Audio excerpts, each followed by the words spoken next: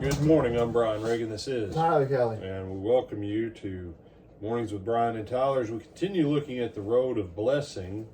We are in John chapter 2, verses 1 through 5, Tyler. On the third day there was a wedding in Cana of Galilee, and the mother of Jesus was there.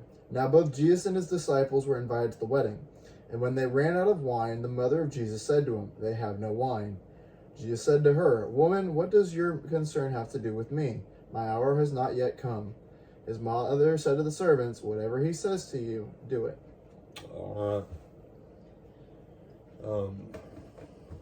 So we see here an example of Mary making intercession for someone else. I love when people are like, you only...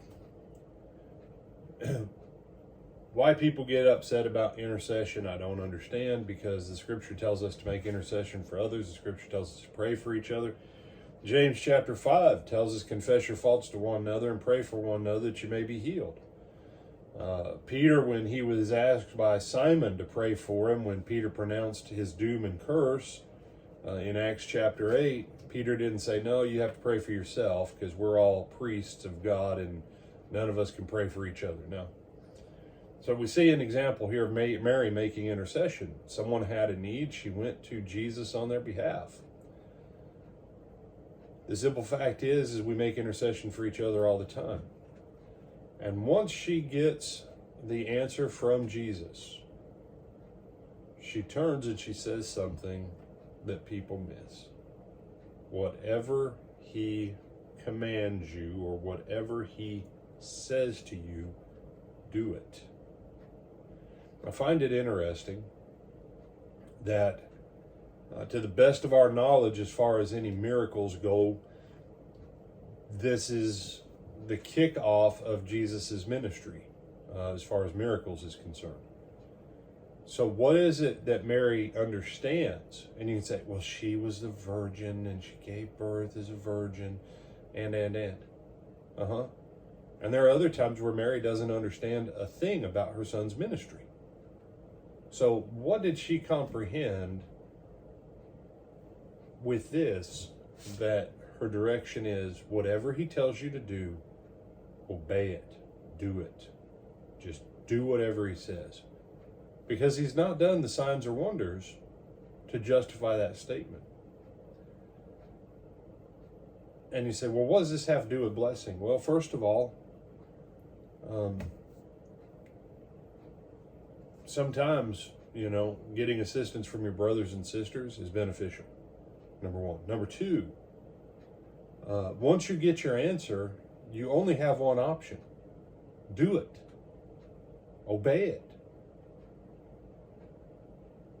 And there's no way that anyone would know how Jesus is going to solve this problem. So when she says, whatever he tells you to do, do it. Too many Christians wait until they have every single piece. And they're like, well, we just don't have enough information to take a step. And I know we have to have faith, but, we need to know where we're going with God.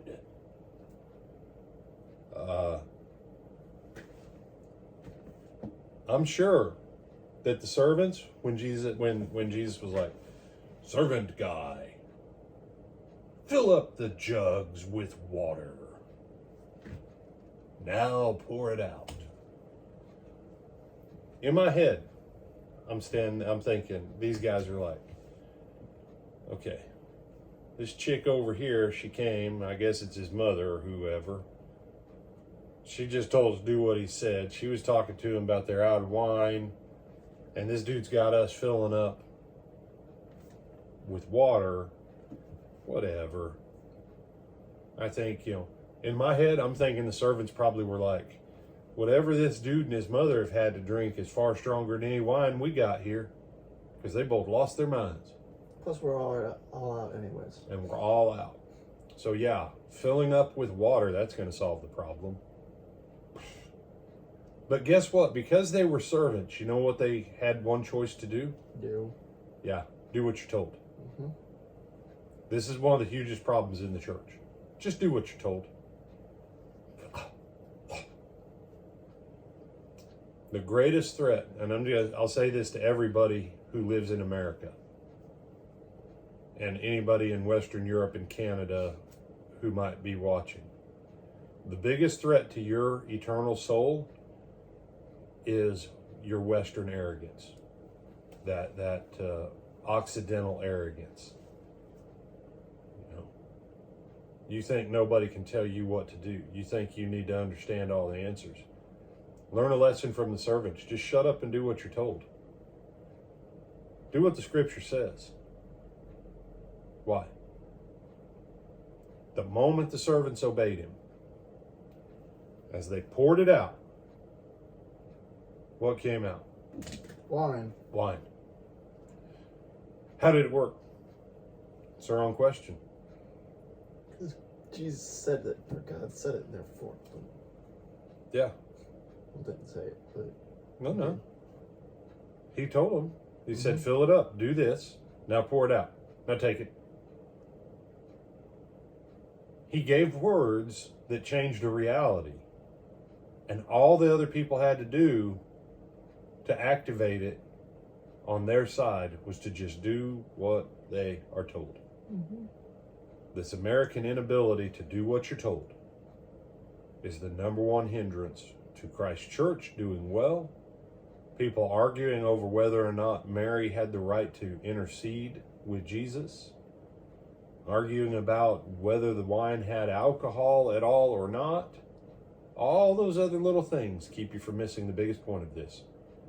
Jesus has the ability to change the nature of a substance when it is coupled with obedience, because water into wine is insignificant to changing a sinner to a saint. But it's the imagery of what happens here that's the same reality of when people obey him. Other thoughts, my brother? No, sir. All right, with Adam Brian Reagan, this is Tyler Kelly. And we bid you good morning.